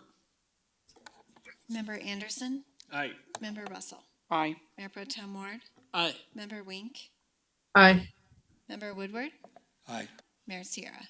Aye. Let the record show 6 ayes. Thank you again, Ms. Goblish, for the presentation tonight. Actually, you got the next one coming. So this is now the contract renewal for landscaping and ground maintenance services for the EAF properties. And this presentation is also to request that City Council approve the contract for landscaping and ground maintenance services for the Englewood Environmental Foundation and Civic Center properties. The history of this contract and the contract extensions also start in 2019, when the Englewood Environmental Foundation selected TerraCare Associates to provide landscaping services. A second contract with TerraCare in the amount of $250,000 was approved by City Council and issued in 2020. Renewal Agreement Number 1 was approved by City Council in 2021. Our current request is for approval of Renewal Agreement Number 2 for a not-to-exceed amount of $250,000. And again, Renewal Agreement Number 2 will automatically renew for an additional 1-month term for 1 year. And again, the contract is structured this way to provide for the continuous landscaping and ground maintenance while allowing for the eventual dissolution of EAF. And the purpose of the request is to seek approval of a renewal contract to provide general cleaning, leaf removal, cutting, trimming, irrigation, and maintenance for Civic Center and the surrounding EAF properties. TerraCare also has continued to provide responsive quality service since 2019. The city and EAF properties require additional or continuous landscaping and maintenance to maintain a clean and safe environment. The EAF board did approve this contract at their meeting on November 14. Renewal Agreement Number 2 will cover these services for an additional year while allowing for the future dissolution of EAF. And the funding, again, will be provided by an EVE fund for professional services in the amount of $50,000 for 2022 and $200,000 for 2023 for a total of $250,000. Staff recommends that City Council approve by motion a contract for landscaping and maintenance for Terra Care Associates for a not-to-exceed amount of $250,000. Thank you. Thank you, Ms. Goblish. Any questions? Member Woodward. Thank you. Thank you for your presentation. I just need some clarification on what it means under the history of the contract. The 4th bullet down says this request is for approval of renewal agreement number 2. Renewal agreement number 2 will automatically renew for a 1-month term for 1 year. What does 1-month term for 1 year mean? Because we weren't sure how long this contract might last based on the EVE portion and whether that would be dissolved, the contract is set up with these contractors. So they'll have the 1-month period, and then at the end of it, if we want to extend it, they'll have another 1-month period, and then that will continue and then allow us to change up or transfer the contract. So I get it. It's renew monthly for a 1-year term. Yes, that's correct. Okay. Second question. Provided this is approved tonight, do you think we can get them to clean up the walk between the 2 buildings right here? Covered, it's pretty well covered with leaves, seeds, whatever. Right, yeah. As of Saturday night, so. I agree, yeah, and that would be definitely something we could bring to their attention and they would take care of for us. Good, thank you. Thank you, Member Woodward. Any further questions? Seeing none, can I get a motion to approve 11C3? I move to approve 11C3. Thank you, Member Woodward. Could I get a second? Take it, Member Wink. Take it, Member Wink. I second that motion. There we go, Member Wink. I think it's just a delay, so you just come in a little bit after Member Woodward. Any further comments? Seeing none, can we please vote? Member Anderson, Aye. Member Russell, Aye. Mayor Pro Tem Ward, Aye. Member Wink, Aye. Member Woodward, Aye. Mayor Sierra. Aye. Let the record show 6 ayes. Thank you again, Ms. Goblish, for the presentations. All right, up next, we have Deputy Director Chris Adelstein and Maintenance and Operations Manager Steve Ortega and Fleet Supervisor Rick Charnell here to discuss the resolution authorizing the purchase of 2 utility bed trucks from Brandon Dodge on Broadway. Deputy Director, good evening. Microphone. Back off again, I apologize. Chris Edelstein, Deputy Director of Operations and Maintenance for Public Works. With me online should be Rick Charnell, our Fleet Supervisor. Rick, can you hear me? Yes, sir. All right, go ahead and I can move the slides forward for you. Cool. So pretty much we've spent the past 3 to 4 months trying to get 2 vehicles replaced. One vehicle is just extremely old, and the other vehicle, 1444, we're having problems actually passing for emissions because of services needed and how expensive they are. These units are past due. One's very, very past due for replacement. Older vehicles have a higher fuel cost and maintenance costs that tend to be very unreliable. Go to the next one. Of course, this thing. So as we see the 2 vehicles here, our maintenance and repair that we've gone through them. Unit 420 is a 2007 Dodge 3500, acquired at $29,126. Our maintenance and repair cost is $29,704. So we are actually over our required cost. Now it's literally just hemorrhaging money for us. And 1444, we acquired at $40,751. we're actually at a maintenance cost of only $17,000, which comes to 42%. This does not include the repairs that this vehicle actually needs. It does not pass emissions, ergo it is unroadworthy, and we actually can't use it at the moment. Go ahead and go to the next one. Cool. The financial implications of it. The units that were found at Brandon Dodge on Broadway already come upfitted. So even though surf funds collected for 420 is $33,138, replacement cost is $78,940. We have a shortage of $45,802. 1444, surf collected $83,850. Replacement cost is $78,940 again. And we actually have a positive of $4,910 for a total between those two of $40,892.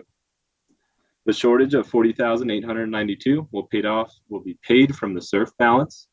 The sale price of the 2 units at auction will be returned to the surf balance, and the remaining shortfall will be factored into the annual surf charge paid by the Utilities Department for 1444 and Fleet Services for 0420 over the life of the new units starting in 2024.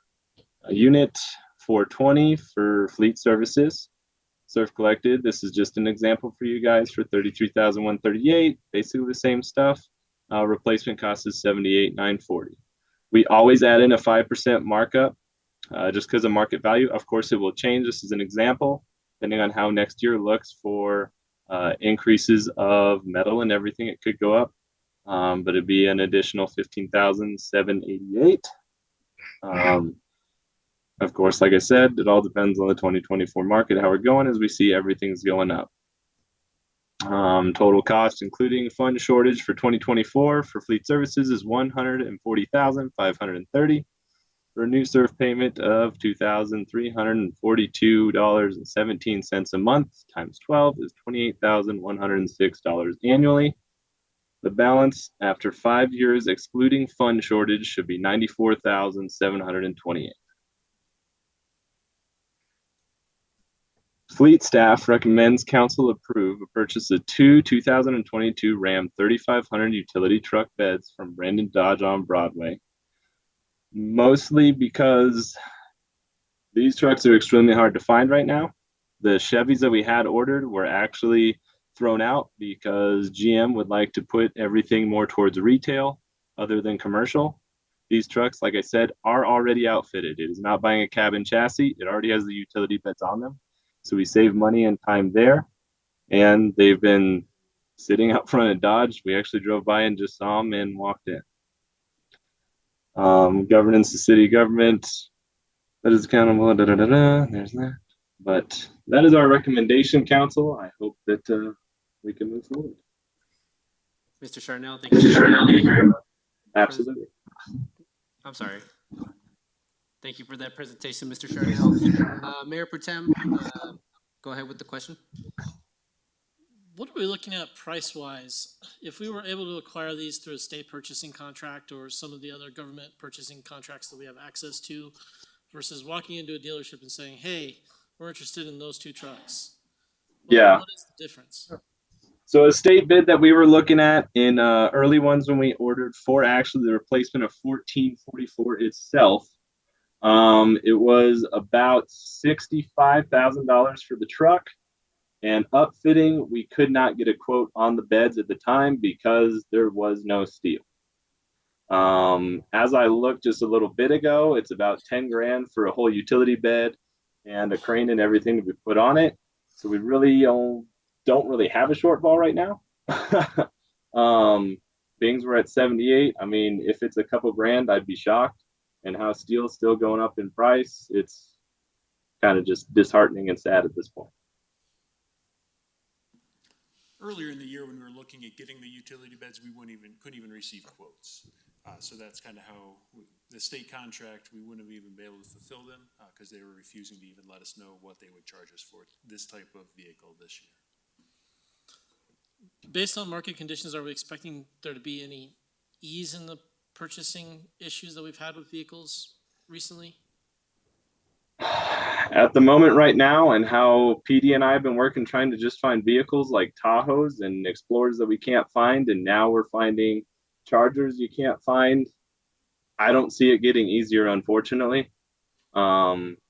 Especially since everything's going more electric. People are pulling out of commercial and going to retail, not doing work trucks, but doing LTZs, especially for Chevrolets, or they're going to Denali packages because everybody's losing money, everybody needs people, and they're focusing more on retail.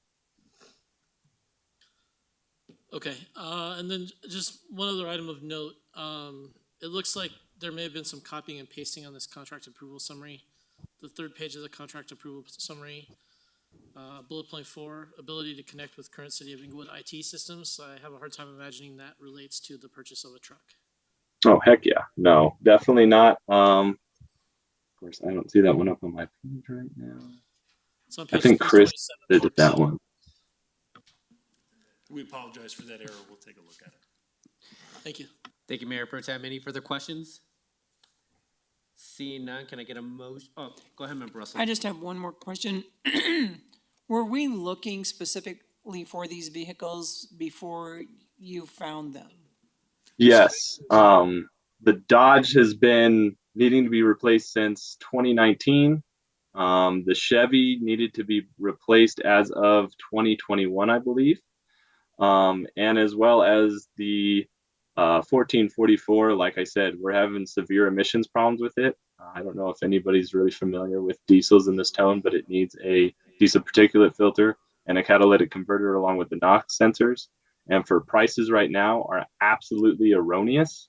I mean, we're looking for parts around 8,000 or 9,000 alone. Okay, I appreciate that. Thank you. Seeing no further questions, can I get a motion to approve 11C4? I move to approve 11C4. Thank you, Member Russell. Can I get a second? Second. Thank you, Member Anderson. Any further comments? Member Russell. Actually, I would just like to say I appreciate staff looking into this and finding this, because I do know that finding vehicles is very difficult right now, and so I will be supporting this. Thank you very much. Thank you. Thank you, Member Russell. Actually, Mr. Charnell, thank you very much for all the background and all the answers that you provided to the questions from the two council members tonight. Really appreciate that level of feedback. So with that, can we please vote? Member Anderson, Aye. Member Russell, Aye. Mayor Pro Tem Ward, Aye. Member Wink, Aye. Member Woodward, Aye. Mayor Sierra. Aye. Let the record show 6 ayes. All right. Thank you both for that presentation. And we're now moving on to agenda item 12, general discussion. I don't believe I have anything for Mayor's Choice tonight. I'll open up to Council Member's Choice. Go ahead, Mayor Pro Tem. Just a couple of updates as to activities I've been involved in. Attended the Region 9 Opioid Task Force meeting last week. We're finally starting to get into the meat. The region has about $4.9 million to spend, and we are allocating that funding tentatively on things like harm reduction, some treatment assistance, things like walk-in services, and some increased educational efforts. Should be beneficial to the region. One thing that did come up, one of our fellow cities in the region doesn't seem to understand the split between the local share and the regional share. And they seem to be locked into this idea that because this municipality or that municipality decided to keep their local share, they're less entitled to the regional share. And that's just not how it works. 60% of the money is regional money. Every municipality in the region that decides to participate in the settlement is entitled to benefit from that 60%, regardless of whether they kick additional money into the pot. So there's some room to clarify there. Different apples, not taking 2 bites of the same apple for the benefit of our nearby municipality. Secondly, I took a ride along Saturday night. It was actually a really good experience. I was out from about 7 to 1:30 with one of our officers working the swing shift Saturday night. The usual stuff, a few drunk people, some, health-related EMT backup stuff. We did a traffic stop. And I think I learn something new each time I go on a ride along. All the officers have different styles, and so I try to switch it up. But the one thing we had a call that involved someone who had gotten into a verbal altercation in a location, and that they had departed that location. And we just happened to be pulling up on the road right behind a vehicle that matched the suspect vehicle description. And there is that moment when the lights and the siren go on, even as a passenger in the vehicle. It's kind of the gut check moment, because you have no idea what's in that car and what you're going to see, and whether or not they're going to cooperate or whether or not they're going to be violent. And it was me and the officer for the first probably 2 or 3 minutes of that stop before the second unit arrived. So the ride along is a really good demonstration of the challenges that our police officers face on the job, and the dedication that they have to keeping others safe, sometimes at the risk of their own personal safety. So I appreciate the experience, and I want to thank the police department for allowing me to go out on Saturday. Thank you very much, Mayor Pro Tem. So is it you that wants to switch it up, or is it the officers that want to switch it up? Are they basically saying it's like, no, you take Steve this time? The last couple of times I've gone, command staff has made the assignment, and this time I actually requested an officer that I know personally. So this time it was me. Just giving it back, Mayor Pro Tem. Appreciate it. Member Anderson. Thank you, Mayor. I wanted to bring up something related to the Code Next project, and I think if I understand correctly, we have worked through now all of the sessions that we're going to have with the consultants on that before it goes back to P&Z and everything. Am I correct in understanding that? Thank you, and Mayor, that you probably wanted to say this. We are going to schedule a session at the next mayor-manager meeting with regard to ADUs. Okay. So that has not been brought up yet because we didn't get to it in that chapter, I think. Okay, perfect. That was my concern, is the use standards for ADUs. I'd like to have a discussion on that. Okay, so that's that. The other thing I wanted to mention is went out to the tree lighting on Saturday, I guess it was. Yes, tree lighting on Saturday. Wonderful event. Thanks to all the staff work that went into that, especially Tony Arnoldi. I know she organized that. There was a good turnout there, good weather for the tree lighting, and an enjoyable time for everyone there. So appreciate it. Thank you for that, Member Anderson. Anyone else? Seeing none, City Manager's report. Thank you, Mayor. Just a couple of things. I too want to echo the comments about the event on Saturday. I had a business that participated in that event that said they think that it has the potential to be as big as Block Party. So that would be great if we outgrew the space and really filled up the space. But I do think that staff did an outstanding job with that. And thank you to council members and the mayor for lighting the tree. Appreciate that. Just a reminder, Tim Dodd will be acting city manager starting Wednesday through the 18th for some vacation time. And feel free to give him a call if you need anything. Thank you, Mayor.